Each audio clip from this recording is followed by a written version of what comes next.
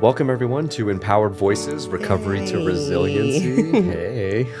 Today we're talking about substance use in the media. I don't think we've ever really touched on a topic like this, so I am looking forward to it, and we have two amazing guests, which we'll get to. So our goal in this episode is going to be to examine how basically media portrayals of substance use disorders, can shape public perception, right? Perpetuating or reducing stigma. Stigma is a topic I think we've spent a fair amount of time talking about. And then we'd like to explore how these representations can affect ultimately the individuals that are affected by or experiencing a substance use disorder, their families, their friends, and the public.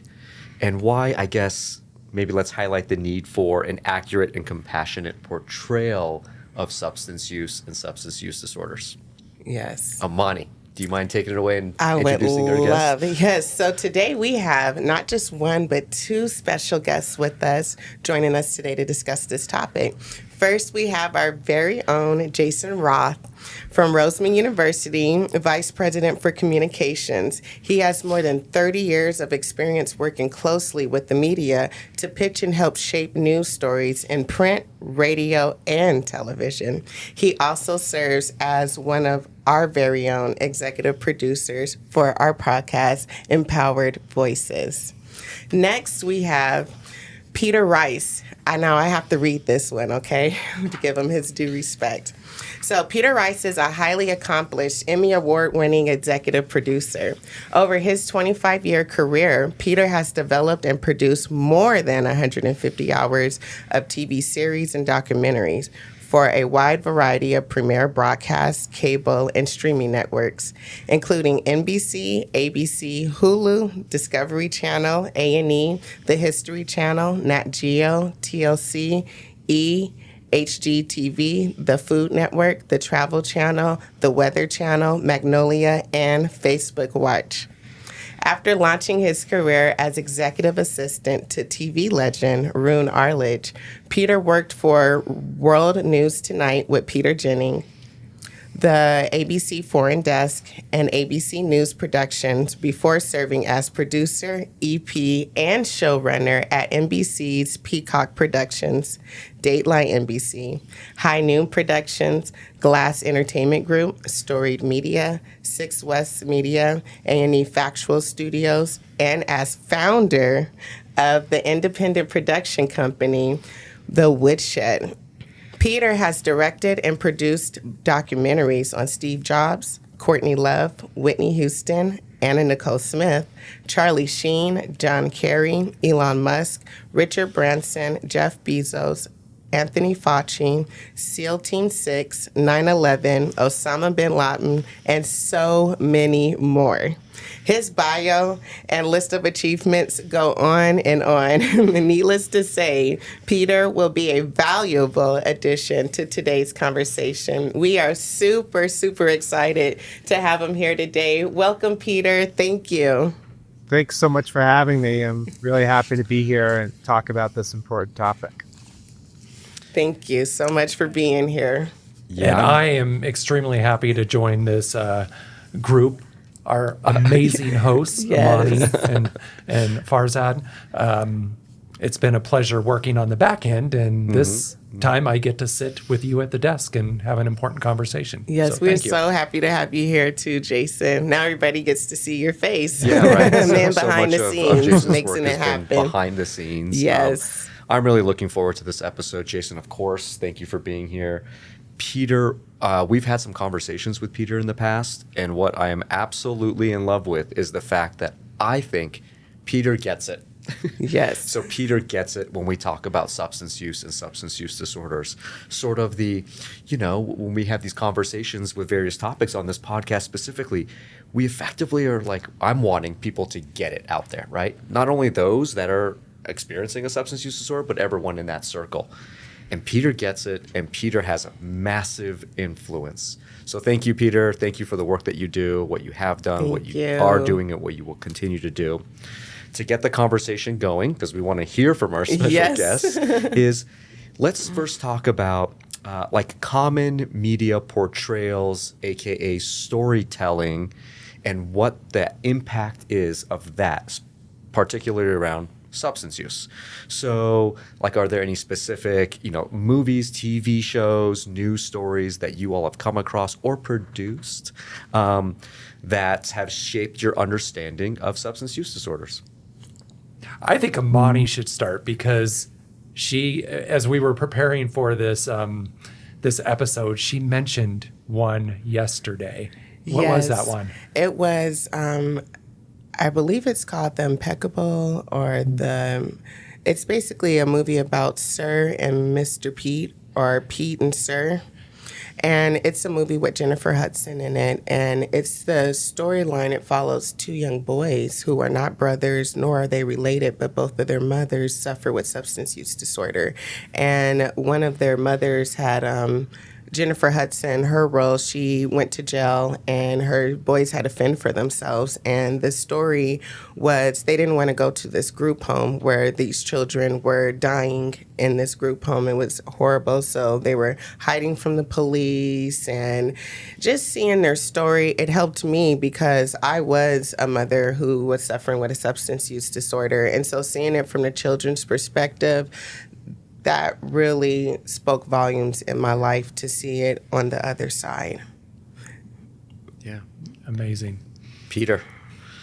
Well, for me, because my kind of specialty is nonfiction. So when this came up, I gravitated towards intervention. I think that it was a watershed show, and I think it opened up substance abuse and the family, not just the people, the individuals involved with their substance abuse, but the families as well. And it kind of shined a light on what the families go through and how, in my opinion, it kind of humanized the people that struggle with this. And it's just a really important view into what substance abuse can do to families and how there is hope. It's not always a negative zero-sum game, so to speak. And I appreciate the sensitivity of that show in particular in showing that whole family dynamic and the impact and like you said, hope. Yes. There's nothing glamorous about this at all. And showing the raw, real emotion behind it, I think helps a lot of people understand the whole dynamic that goes on in a family and how it impacts just more than the person with substance use disorder. It's a family thing. Yes. Right? Yeah. Yes. I love the realness behind intervention. I loved how it showed the good, it showed the bad, it showed just how it really, I know for me, suffering with substance use disorder, you go through your thing. It's kind of like your perspective, and so it's hard, really, especially while you're actively using or in active use of your substance use disorder. It's hard to really see how it's affecting anybody but you, because sometimes you don't even see how it's affecting yourself in manners. And so that's what I loved about intervention, is seeing how it really affects every part of your family and friends. And you just see how it hurts more than just that person. It's killing more than just that person, because it kills the family members' hope. It kills their happiness because they're wanting somebody they love to just get their life back together. So that's one thing I love. And I'd like to hear Peter on specifically something along those lines, which is, Peter, can you give us examples of when you think media has done a more positive job or spin on portraying individuals or groups with substance use disorders? Well, yeah, I mean, what we all, I don't want to talk for everyone, but I know myself specifically, and I think people in general bring biases to a situation. So unless you've lived it and seen success stories, I feel like the default attitude of most people in the world is, if you're struggling with substance abuse, and I don't mean to say this harshly, but you're a lost cause. I don't think that there's a lot of people out there that when they hear someone's addicted to methamphetamine or fentanyl or whatever it is, that they automatically assume that it's not going to have a happy ending. Yes. I know, and I don't want to romanticize it either and say, all you need to do is get on intervention and you're gonna recover. But it's important to show that there are success stories, as difficult as they may be to be successful. And I know that they might not always continue to be successful, although that's the hope and the plan.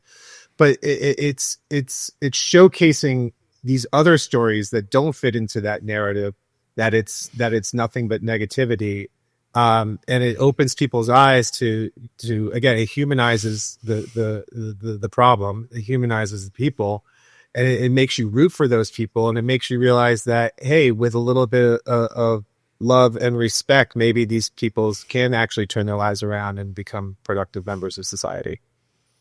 Yeah, and we're talking about substance use, portrayal, media today, but Peter, what you said is really no different across the board on whatever you're sort of looking at when it comes to substance use disorders, including the field of medicine and healthcare.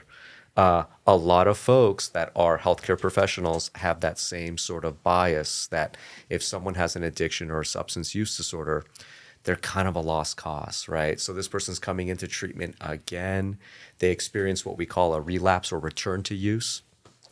Again, this is not going to end well. There's very little hope. And what we find is that that's actually not true. And that's not what the evidence shows. Are the rates of, let's call it, success in the road to recovery, substance use disorders, chronic issue, just like diabetes and hypertension, they're about the same. So we find that 50% of individuals, whether it's something like asthma, hypertension, or diabetes, experience like sustained remission or success in their recovery. And it's the same for folks with substance use disorders, about 50%. Yes. So in that way, we're on par, but the perception is that they're not. Yeah, it's really perpetuating that perception that it's a moral failing rather than a chronic disease, right?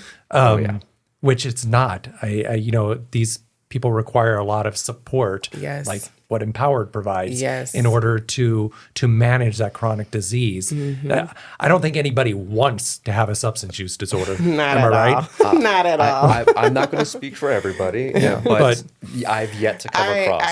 I was going to say, I've yet to come across anybody who's like, this is what I wanted for my life. I'm living in my dreams. Jason, along those lines, can you talk a little bit about what are sort of the more common sort of stereotypical representations of individuals with substance use disorder that we may think is more on the negative side of the spectrum? Well, stereotypical, I think people have in mind a certain individual, and we've already done an episode this season about the stereotypes and what it looks like. Yes. It kind of adds to that. They're in a lot of television shows, and not the kind that Peter does, the docuseries type, but the fictional ones. There's a certain stereotype that you will see, right? It's the down and out, and really it reaches everyone, right? There's people of all income demographics. It does. All races. There's a lot of people that are impacted by substance use disorder. So the stereotype is there. One of the biggest challenges I see for myself, I work with Empowered and I pitch news stories, and Amani does a tremendous job in showcasing what Empowered does. My issue is trying to get news media to portray it in a way that gives that hope. Yes. Right? We talked at a previous episode on person first language. Yes, that is key. One of the biggest challenges we have. Key. The headline should not be drug addicted mothers. It should be mothers struggling with substance use disorder. So that's one of the biggest challenges I have too. Yeah. Yeah, and I just Yes. want to jump in. I agree with that. And like when I grew up in the news business, so there's hard, what we call hard news, which is like, the newspaper story, top of the fold newspaper stories of news of the day, boom, boom, boom, and then there's long form, which is more of what I do, nonfiction stuff like that. And the problem is that the hard news that kind of drives the everyday conversations that happen are always just reporting on something that's been released or something that's happened. So usually it's a statistic, right? So you get a statistic, so many, this county has this many people addicted to drugs, or the overdose rate has gone through the roof with fentanyl, and that's all you hear, and it's these cold hard statistics just make it seem like a negative, just as it is, and there's no context to that who are these people that are overdosing, who are these people that are increasing the addiction rate, and you don't get to see those people, and you don't get to understand maybe the circumstances that have led them to the position that they're in today, and that's to me is like one of the biggest things to get over, is how do you soften or humanize or give more context to the news of the day, which is almost always negative. I love that you said that, Mr. Reiss, because in my addiction, when my addiction hit the roof, sorry, I holy heck breaks loose, and I was on the news, not in a good light. Mugshot, boom, and that's it. And I was in, literally, you could go on Google, type in my name, and it was 2 pages worth of just like, news break, news, to all different types of news castings, the different types of channels that they have. I was on it, and it was very short and quick, just the headline blurb, my mugshot, and that was it. And so I want to definitely, I know media can be used in positive light and also in a negative light. And so I felt like that wasn't the best way to portray myself on media. So I know that media can definitely help me reshape my image and reshape my life. And so that's why I love, honestly, the opportunities that I'm able to have now with people who are sensitive towards people who are struggling with substance use disorder, people who actually want to learn about what, like you just said, why did we have those issues? Why are we where we're at right now? And I'm going to add, because Amani does a great job humanizing the topic. We've used her for media many times. We had one last year where we got a great reporter here locally in Las Vegas who told her story in a very sensitive manner. Yes. It was very well done. We don't always get that opportunity. Yes. And I tell Amani all the time, we're moving those negative ones down on Google, Yes. and we're putting the positive ones on top. Yes. And she is reshaping her story.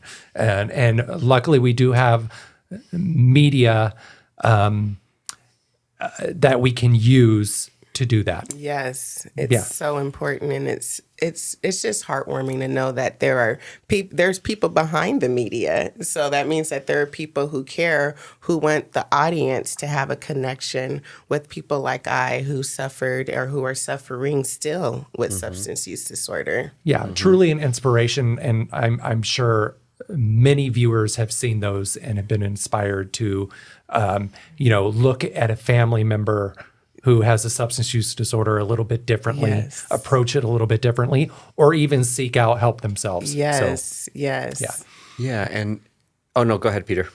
Oh, well, I was just going to jump in and say, the undeniable truth, at least in my experience, is that the media is very, very powerful.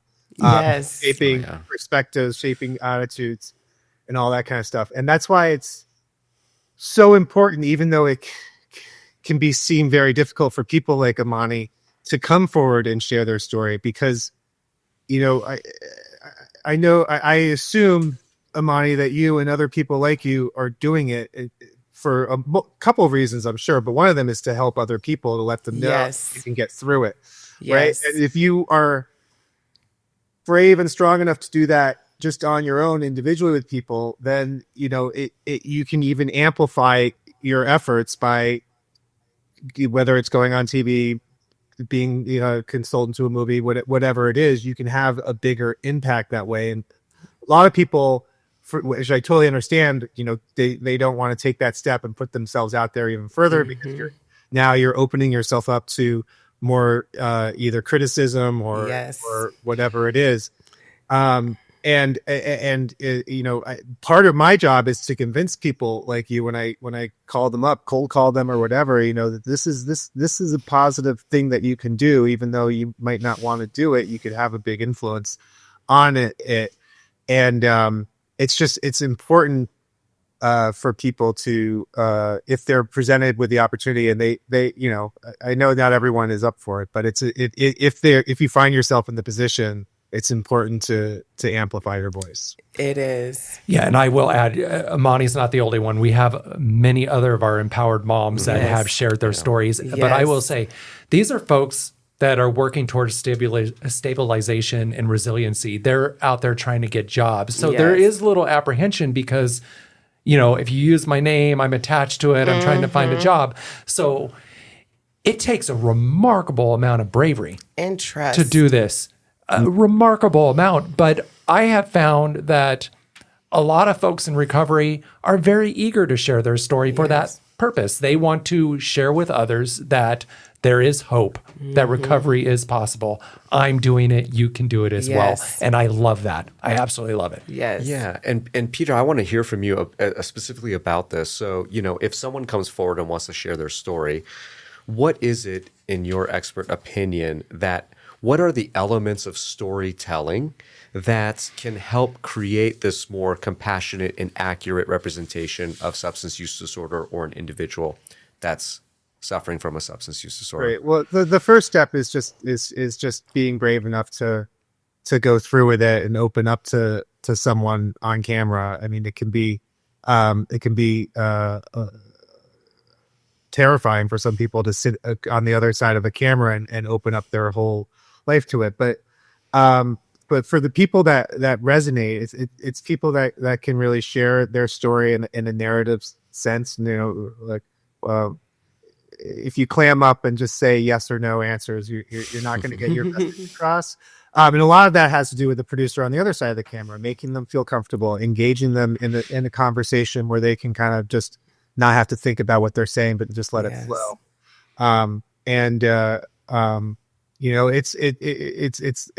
It's not for everyone, but for the right person, it can be incredibly powerful. And and just from my experience, it can be very cathartic and powerful for that person to be able to cross the Rubicon and share their state and open up, make their story an open book. It can be very empowering. It can give them additional strength. I've seen that firsthand. I don't know your experience, Amani, but it can be a very powerful thing for the individual. Yes, I've seen it. It does. It's just very empowering. It makes you feel like you can do anything, honestly. Once you can see somebody do it and hear their stories, hear their trials, hear their tribulations, and hear the tests that they went through, but see their testimony, that's the greatest thing. And it's very inspiring. I also think it allows you to control the narrative regarding your own personal life. It does. Right? It does. Yeah.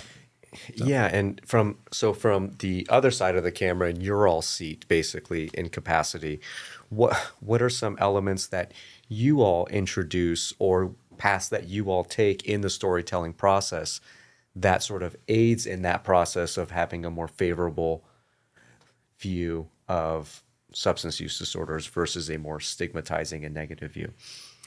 Well, personally, I work with news media. So I'm the one out pitching the stories, these great stories of recovery to media.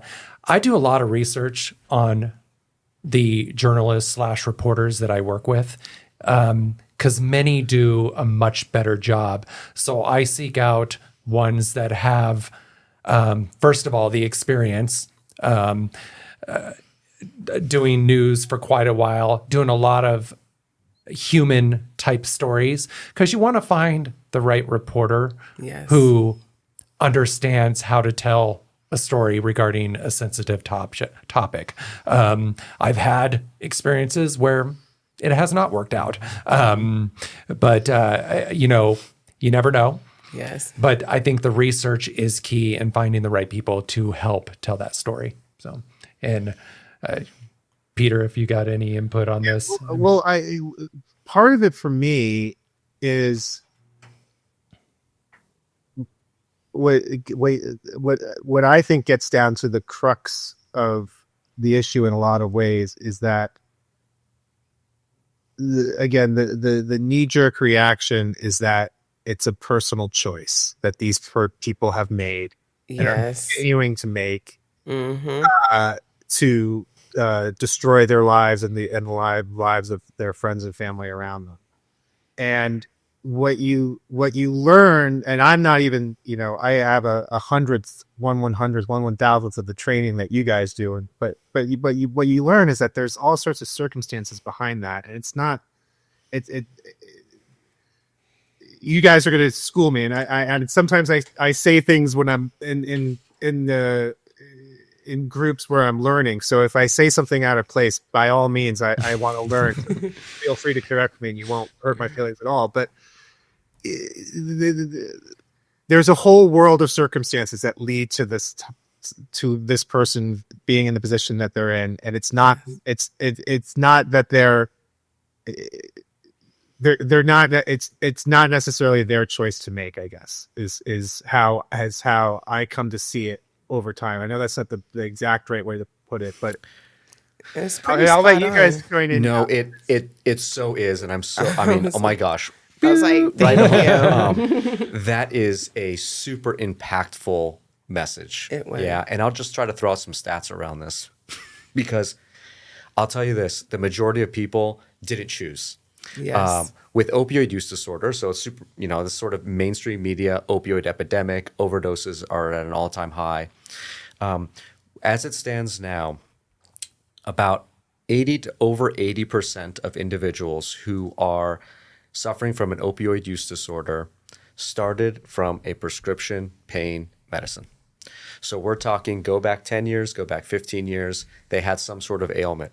Wisdom tooth extraction. I was in a car accident, my lower back, et cetera, and they received a valid prescription for some sort of opioid from a licensed professional.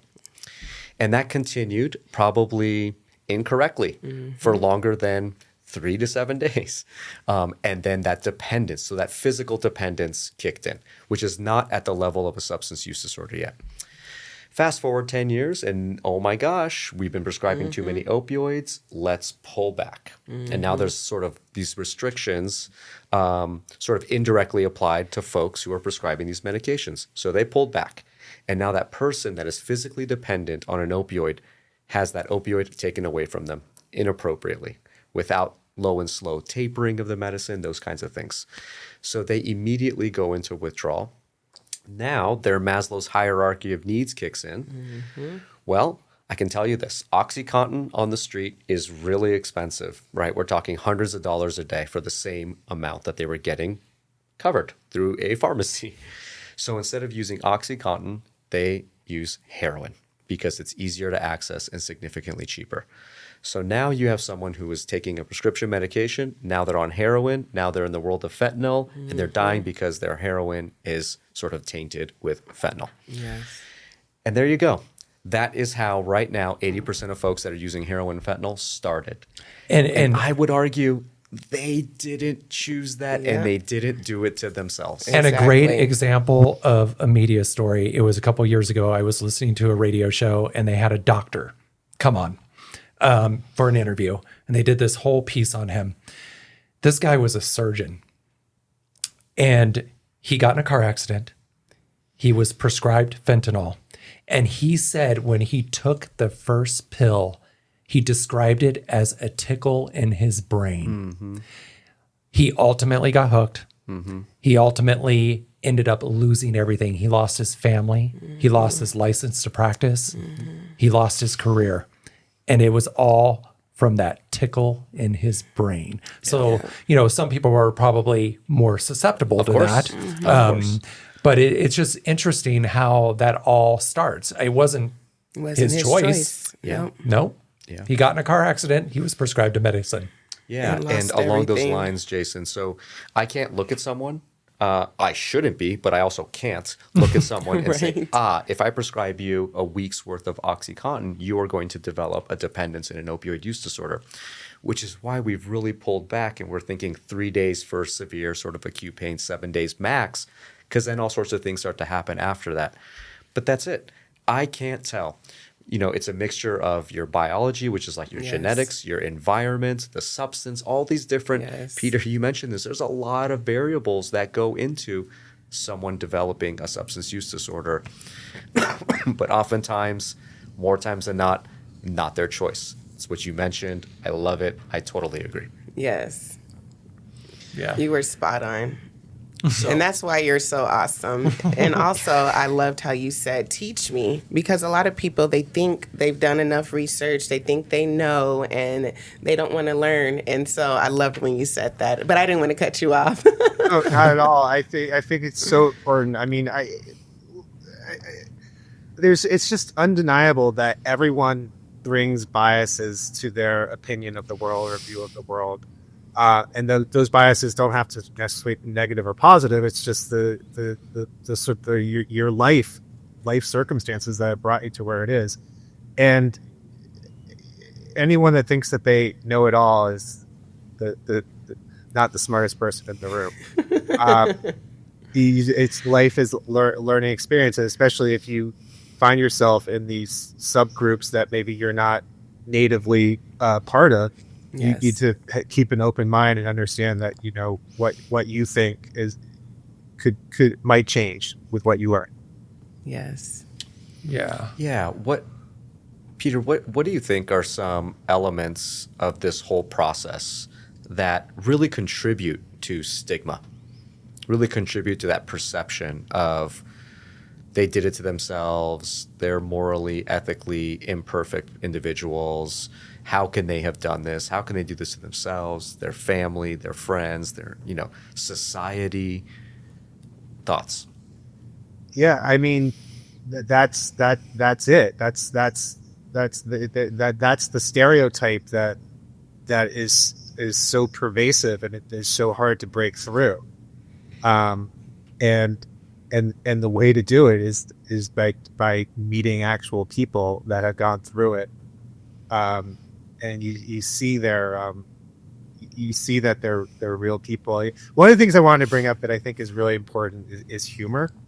I think that this is such a it can be such a sort of a negative thing to think about and to involve yourself in, but the reality is that that I know that when you're dealing with substance abuse, it is kind of all encompassing, but you still have a life. You still have light moments. You still laugh. You still hug someone. You still have love in your life. And I think that's like, it's like if people think of, if you're talking about substance abuse, you think 100% of it is, a needle in your arm and the person about to die and everyone crying and everyone, and obviously that can be part of it, but it's only one part of their life still, and that everyone has so much more to offer. And one of the things I wanted to bring up, and I don't know how you guys feel about this show, how it reflects substance abuse, but Shameless. I don't know if you guys have seen it. And I don't know if it's positive or negative. I don't know. I almost wasn't going to bring it up because I don't know what the reaction was going to be. But to see someone like William Macy, who is, I think, addicted or dealing with substance abuse, but he does it in such a funny way that it just humanizes him. Like, who wouldn't be friends with this guy, right? Because, I also know it could be a negative, showing him being able to live his life and go on and not ever get healthy. So I don't know. I don't want to say that this is the example we want to set, but there is something to it that really humanizes a person that I think is interesting. Have And you I two think seen that show? I have not, but just I've from seen hearing a few it. episodes. Okay, I watched every episode of Shameless. I love that show. And so, if you don't mind, I want to chime in on this. I think Shameless does a very good job of balancing that. It does add humor, but it also shows the negative side. So it's not glorifying substance use. It is showing the negative, but it's also showing that, like you said, he's living a life. Well, life goes on. Yes, life goes on. It's like not... life does go on. He does hit rock bottom quite a few times. Apparently his bottom was very, very low, but he always found a way to pick himself up. But it also showcased the family dynamics pretty well, right? Yep. So it's just interesting. That's obviously a scripted fictional show, but they did a very good job with that one. So. Yeah, agree. And this is why I agree. It's been sort of the topic of this conversation. There is no one picture for someone who has a substance use disorder. That's what I was thinking. Let's go back to about 2020 when we have like the latest sort of national figures, or like 2020, 21, 22. We're thinking roughly 1 in 6 individuals in this country has a substance use issue. That's a lot of people. That is. And so I can almost guarantee you that 1 in 6 individuals in this country doesn't look like what we think someone with a substance use disorder. We've heard some non-person first terms like, oh, I'm a functioning alcoholic. But because it's sort of true in essence. These are folks that, to everyone else, no idea. So for me, kind of looking at things on a parity level with other physical chronic issues, if someone has diabetes, you can look at them and have no clue. They're fit as a fiddle. They have an amazing life. And then one day you notice they've got a glucose monitor on. And it's because they have type 1 diabetes or type 2 diabetes. And then you have those that are very ill and have worked their way through amputations of the lower leg, all sorts of abscesses, they're real end-stage dialysis, all sorts of things. Same thing. So substance use disorders, a spectrum. You can have folks that are, I'm going to say, stereotypical, needle in their arm, overdose underneath some bridge. And then folks where, so in Shameless's portrayal, because there's real people out there that are exactly that. And then there's a lot of other people that are exactly something else and exactly something else along that spectrum. So I'm sort of the idea that, or I like all these different portrayals, which I think happens, especially in like Peter's line of work, right? I mean, I think that there is this spectrum and this notion that we can't just show this one picture of death, doom, and gloom all the time. It's not really, it is accurate for that instance, but not for the whole picture. Tell me, Peter, what do you think? Yeah, no, I think that's the key. And I think that for whatever reason, we're all kind of programmed to think that something is 100% when you see someone that's them 100% of the time. And that's just not the case. And that no matter how bleak it might be for some people, they still are able to experience joy at some moments in the day, or love, or something like that. And that again, like there's so much more to a person than just their substance abuse or addiction or whatever it is. And that's only one part of them. It's not the whole part of them. I love how you said that, because I'm trying to person first, and I'm still learning. But when I was actively using, I know that I wasn't just using all the time. I still had a son. So I would go see my son all the time, maybe not all the time, but I would go see my son. I still did things throughout the day. I would set goals, never accomplished them because I didn't have the sound mind to get it done. But I still lived a humanized life. A lot of people looking at me didn't even know I was going through a substance use disorder unless I disclosed it. So like you said, there's many different portrayals. It's more than just using. It's more than just life spiraling downhill, you know. It's so much more, and that's why I feel like media is just awesome in the sense where it can have the opportunity to make us human again. That's what I like to say. Yeah. Yeah. Jason, Indeed. go ahead. Well, I mean, I echo everything that Amani says about that. But you know, I do occasionally see, mostly in scripted, because you know you have creative license, right? Yeah. And they want to make it engaging for the audience. You see a lot more of the negative You do. on You do. scripted. Regular television shows and movies than you do, for instance, what Peter does, telling true stories and these docuseries. I mean, you have covered at least 4 people that I know of that have had substance use disorder. Yes. Anna Nicole Smith, Whitney Houston, Charlie Sheen. What was the other one in the bio? You've covered quite a few. Some of them have okay endings. Some of them Courtney Love. Courtney Love. That's another one. Some of them have not so good endings. So how do you balance that in your documentary style of programming? I mean, those. Yeah, I mean, if you're doing a bio doc on someone, it's kind of baked into the story arc of their life, and you have to follow it the way it was. But you know, I did this one series. It was called Dead Men Talking, and I was embedded with a forensic team in Detroit, Michigan, and the medical examiner's office. So I would go to all these death scenes, and it was in the early 2000s, and you know, most of the death scenes were at the time were drug overdoses, there was one case that we were following with cameras, and I was able to talk to the mother who had just lost her son to a drug overdose. Oh.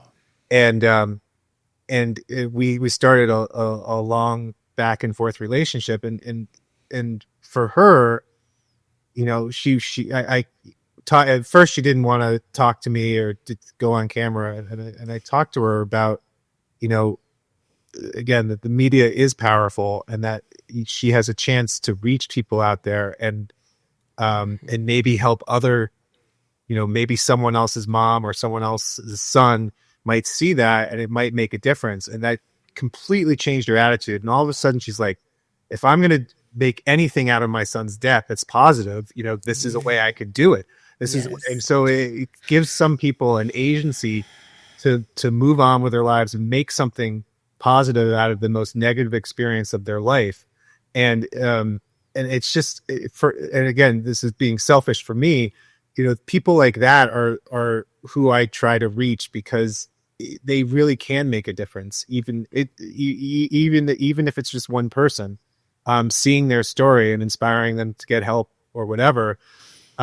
It never happens unless someone is willing to take that step.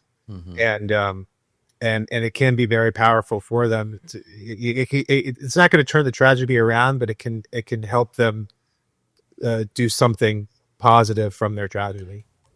I'll add, though, it's probably helpful in their grieving process, but it also shows other folks going through the same thing that it's all right to grieve. Yes. Like there's other people grieving just like I am, right? Yes. It's kind of the both ways. Yes. Right? Yeah, grieving. We should have a whole episode. Oh, we do No, need to have an honestly. episode on a grieving. whole episode on grieving. Okay, so, you know, drawing to a close here. So in closing, and with sort of a call to action, undoubtedly, we've mentioned this, media has power and a lot of power to influence, to inform. And sort of as the cliched saying goes, with great power comes great responsibility. Yes. So Peter, in closing, what responsibility do you think media creators have in portraying sensitive topics, of which one like substance use disorder or substance use? Well, yeah, that is so important. Is telling the full story or the whole story instead of just focusing on the sensationalistic, or it bleeds, it leads. Like you need both, because you need to draw people in to with something that's, whether it's shocking or just visceral. That's you need people to watch the program in order to benefit from it. So unfortunately, or the reality of the situation is, you do need to create something that catches people's attention. But once you have it, whether that's, these drug overdoses are at all-time highs, or this or this or that, once you get their attention, then you have a responsibility to show the fuller picture, to show that your biases might be prejudicing you to understanding the full story, and that everyone, again, everyone has a mother that loves them, or a friend or a family member that loves them, and I don't believe everyone is inherently bad or evil, and to that you just that's why it's so important to tell a full story and focus on the positives as well as the negatives. Yeah. And Jason, so for our viewers, our listeners that are on this side of the media channel, what sort of takeaways can you give them, or insight can you give them into, if you're going to be consuming this content, here's what we hope you sort of take away from it globally? Well, I think there's a couple of different areas. If you're watching like fictional television, movies, stuff like that, remember that it's capturing attention, like Peter said, but it's drama, right? So not everything that you see on that is going to be reality. Yes. For people consuming news, and Peter knows this quite well, the amount of time they have to tell a story is very short. A lot of the interviews are short sound bites. You know that quite well, Amani. So I think people, when you're watching it, hopefully the message is coming across, but just remember that it's not the full story. Yes. There's probably some missing elements to it, but, take in what you're seeing, but understand that you're not getting perhaps the full picture of that person's life, particularly if it's a negative story. You got to remember that there's probably a positive with it for people. I go back to your example of when you first, you weren't able to control that message. It was a straight. Our guy was released from jail, and people were like, "Oh, you look familiar." I'm like, "I've never seen you before," and sure enough. But people seeing that, they're not getting the full picture of the struggles that Amani was going through. But so understand that you're not getting that full picture. Everybody's got a story behind the story, right? So yeah. And even what you say for vice versa, when you see a positive story, just know that there's struggle behind that. There's a struggle behind there too. Yeah, you may get the positive, they went through recovery. Their life is great now. But like you say all the time, it doesn't end, right? No, recovery is a continuous journey. Every day, every single day, it's a journey. Yeah. Yeah. So, thank you.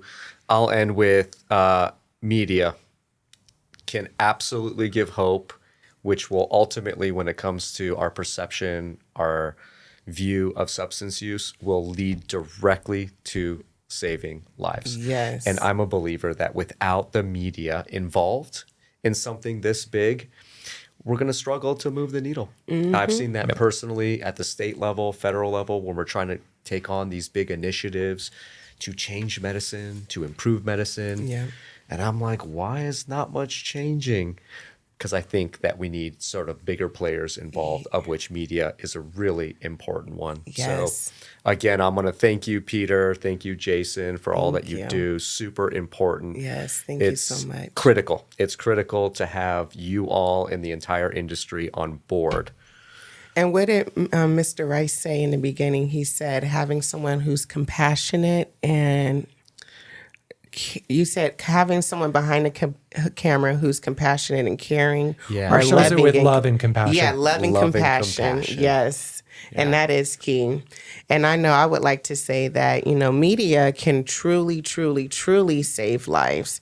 It can save lives and truly bring hope and inspire hope and give that fire of hope, if done in the right way with the definite right message and with people like you, both of you gentlemen behind the scenes making it happen.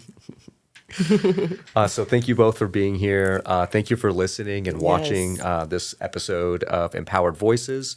Be sure to subscribe wherever you get your podcast, as another episode will drop in a couple weeks. Yes, thank you. If you live in Southern Nevada or in Reno, Carson City, Churchill County, or Lyon County in Northern Nevada, or Weber County in Utah, and you're pregnant or recently had a baby and using opioids or stimulants for any reason, there is non-judgmental help available to you. No referral or insurance is required. Visit empoweredmoms.org for information or to request services. If you live outside these areas, we encourage you to find resources in your community. Empowered Voices is a podcast production of the Empowered Program at the University College of Medicine, supported by the Centers for Disease Control and Prevention Overdose Data to Action Grant through the Southern Nevada Health District. This project has been funded by grant number NH2ATC from the Centers for Disease Control and Prevention. The contents are those of the audience and do not necessarily represent the official views of, nor an endorsement by the Southern Nevada Health District, CDC, or the U.S. government. Hosted by myself, Dr. Farzad Kamyar, and Amani Wilson. Executive producers are Dr. Andrew Peterson and Jason Roth, with production assistance by Rachel Mack. Recorded at the Video Podcast Studio